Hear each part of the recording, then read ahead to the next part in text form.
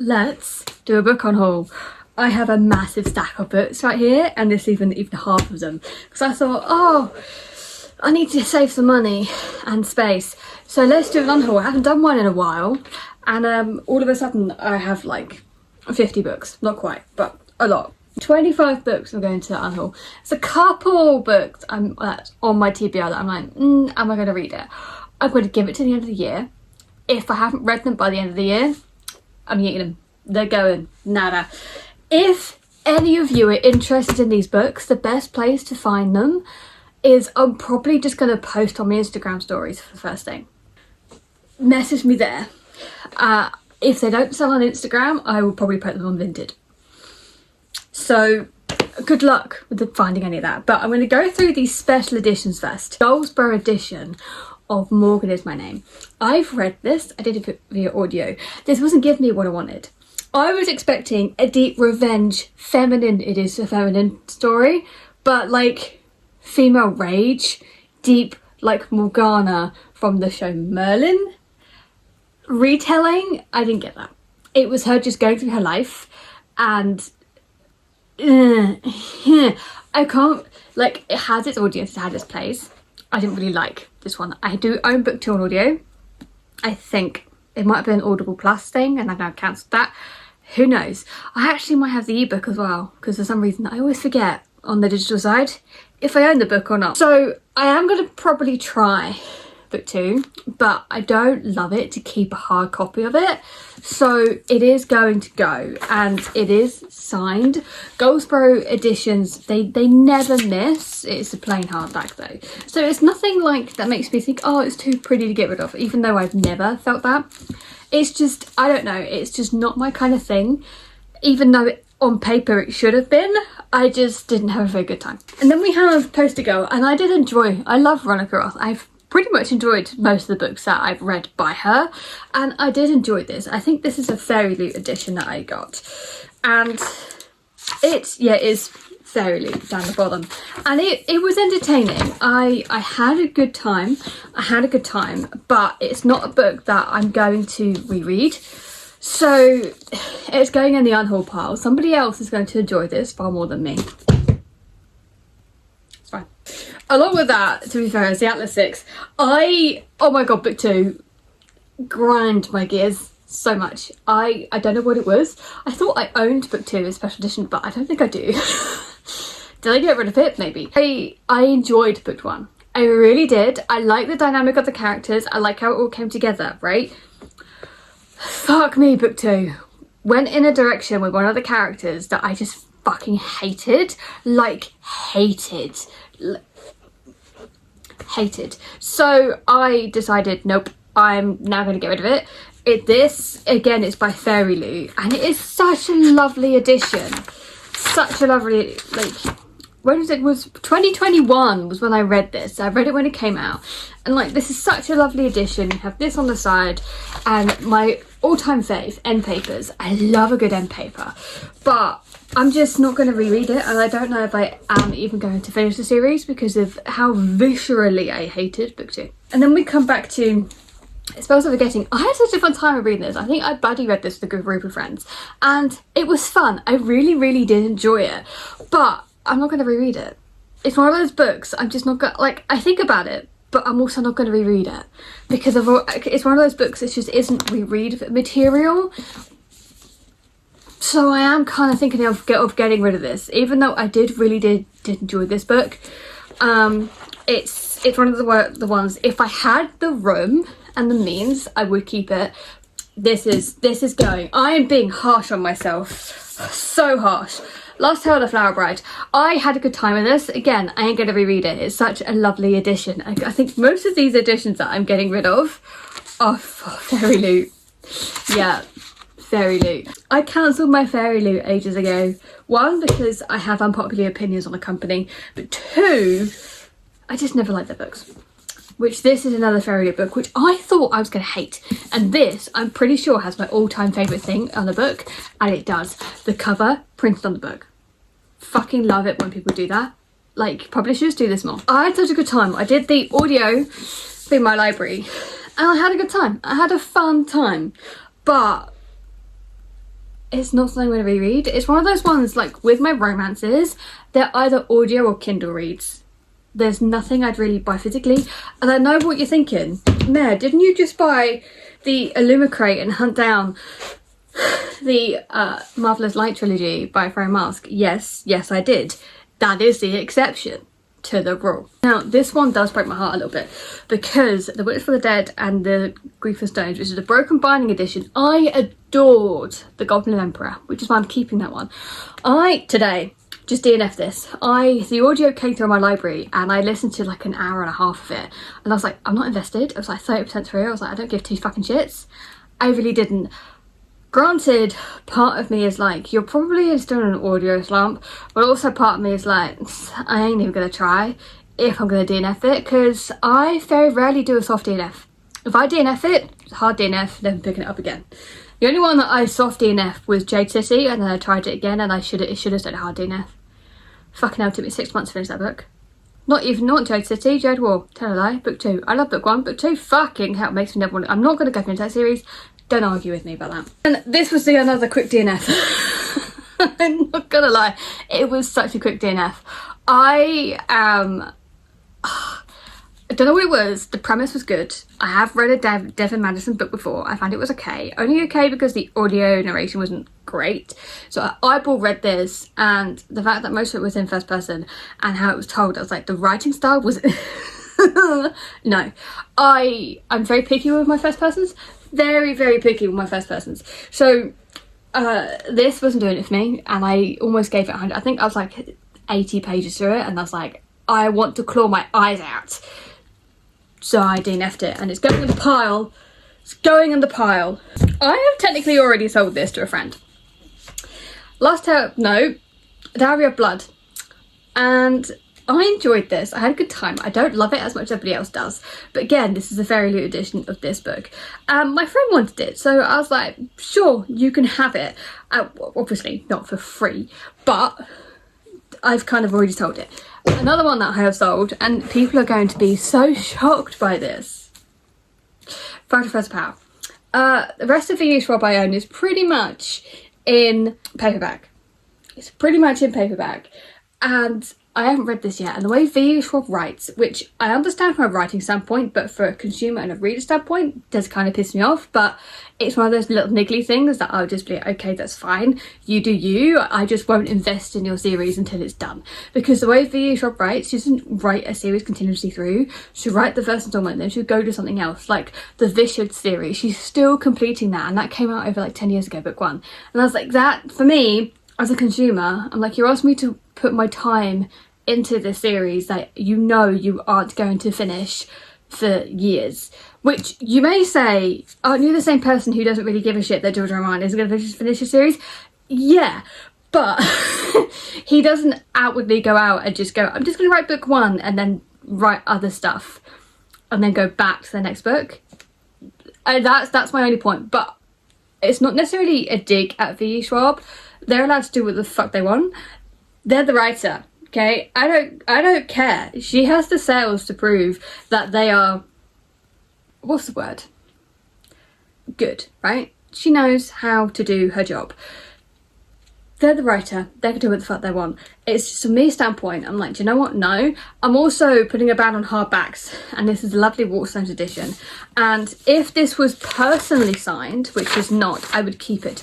But it is only just signed, because V. Schwab doesn't outwardly do signings that often, which I totally understand it, right? Totally get it from their point of view. But this is going, which is kind of a shame, because also I went to this talk with 2 friends of mine that I'd actually met on Bookstagram, and they lived in London. I was like, let's go to this together, and we did. So it does have that kind of memory attached to it, but at the same time, like, I would just get the paperback, which I'm going book shopping tomorrow, so I might do then. What might shock a lot of you is this series. Now, I own the paperbacks of these, and I find them fine. They're not quite the kind of feminine rage I was looking for. Like, I enjoyed book 1. Book 2 is okay. There's some stuff that really got me interesting, but it's also not a series of books where I'm like gobbling them up, right? Or they're not, they're kind of like a 3.75. So I haven't even read the last one yet. Kind of that kind of vibe, right? I'm enjoying them while I'm reading them, but I haven't picked up books 3 in like 2 years, so there's no drive for me to really read them, and I just think these are the broken binding editions. Somebody else can love them better than me. God, this is the quickest fucking book I've ever thrown across the room. Do you know why? It's petty. It's really petty. And on this point, let me know the pettiest reason you DNF'd a book, because this is mine. The character spat. I know, she spat at someone and I went, fuck no, slammed the book and chucked it across the room. I was like, I ain't fucking touching that again. Granted, I wasn't 100% into it in the first place. Granted, it was also still chapter 1. So I was like, nope. And for some reason, it's just put me off the author's works completely. And I don't ask me why. I just will never pick up Naya Chow book again. The way it was happening, like the main character was so horrible. Like, I have read Game of Thrones. I have read Malazan, partly, I'm only on book 2. I have read some horrible characters. Joffrey Baratheon, Ramsay Bolton. Nothing has made me hate a character more than the main character in this. This main character, worst main character I've ever read. And I'm talking about characters who are serial killers, characters who will literally disembowel somebody and eat their flesh for fun, and yet this character is far worse than any of them. I cannot explain it. I just, the way it came about was just like so beyond rude. There was no need for her to spit like she did, and she did it, and I was like, what the actual fuck? I've noped out. I noped out.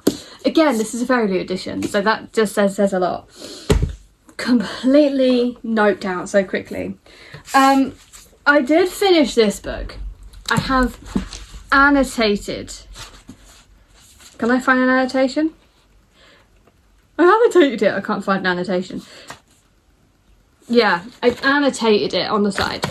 And a friend of mine does like this also. I kind of found there was slight racist undertones to this, and I don't think it was intentional. I really don't think it was intentional, but I think the word choicing could have been switched and you still would have gotten the same impact. It was just, savages. Savages was used all the time. In the idea of kind of how it came across to me a certain ethnic group were called. But they weren't, they were white. I want to point this out. The savages, so-called in this book, were white.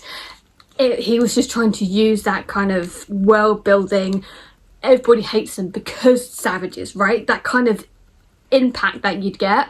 I still argue you could still do it with a little bit more effort and not use that word. But that's my personal opinion. Loads of people do love this. I don't actually think it was intentional at all. I will be trying out the author's other work because he is an indie author. But this is a Page and Wick edition. That wasn't the reason I DNF'd this. Well, I didn't even DNF it, I finished it. It wasn't the reason why I hated this book. A lot of my annotations are me just hating on this book. So whoever's going to get it is just going to get these rambling annotations of me just derailing and hating it. But I found the characters very lackluster. I found the plot quite weak, and the thing is, the premise was there. Like when you look at this scene, which came up in the book, that scene, I was like, oh my god, that is just amazing. And when from the description of the blurb as well, I was like, oh my god, that sounds everything. I want this, and it didn't quite deliver. It did not quite deliver on what I was promised, and that just kind of left me a bit sour. People are gonna like it. Weren't for me. Was not for me. Another one that wasn't for me, that was mismarketed, was this. I was told this was Game of Thrones. Fuck no. If anyone tells you it's Game of Thrones, they're fucking lying. This was boring. I got, I think, 150 pages into this, and I was like, where's the plot happening? Literally, it's just this guy growing up, doing nothing, getting lost in the woods, and then people panicking about getting lost in the woods, potentially being set up with somebody else to marry later on, being set up to take over his father's business, realising he isn't very good at it. It's kind of almost like he tries to do a Robin Hobb and failed spectacularly because the characters were shit. So yeah, this is going. This is the Broken Binding edition I bought, and this nope, not for me. If you've read it and think I should change my mind, you feel free to tell me down below, because I ain't changing my mind. The one that I am gonna... The Burning God. To be fair, the other two books I have read in paperback, because I got into the Poppy War the year this came out, and I couldn't wait to hold my hands on the book, even though I read it via audio, every single one of them. Past Mair was stupid, so I'm going to replace this with a paperback, I think. But again, this was fine. It was fine. YA, younger me, teenage me would have loved this. Adult me, nah. Talent Sister by Jen Williams. It's I already have the Broken Binding editions of these, so I'm kind of like, I don't need an extra hardback. That's the only reason why that's going. The Witch and the Tazar. I enjoyed it. I had a good time. Is it hardback worthy? No. That is my reasoning. It's not hardback worthy. And then we have Against All Gods. I had so much fun doing it. Did I annotate this? No, I didn't annotate this one. But it is also... it's signed.